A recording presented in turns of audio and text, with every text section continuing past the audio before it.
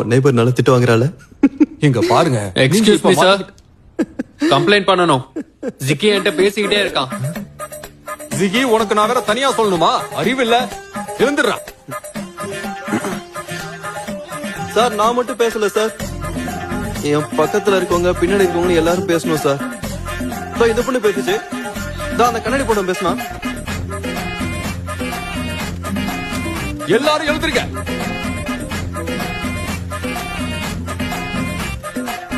இந்த விஷயத்திலயாவது எல்லாரும் ஒத்துமையா இருக்கீங்களே. உங்களை பார்க்கும்போது சந்தோஷமா இருக்கு. ஒன்னா சேர்ந்து படிக்கல, அட்லீஸ்ட் நல்லா பேசுறீங்க, சிரிக்கிறீங்களே. இன்னைக்கான பாடத்தை முடிக்காம நீங்க வீட்டுக்கு போக கூடாது.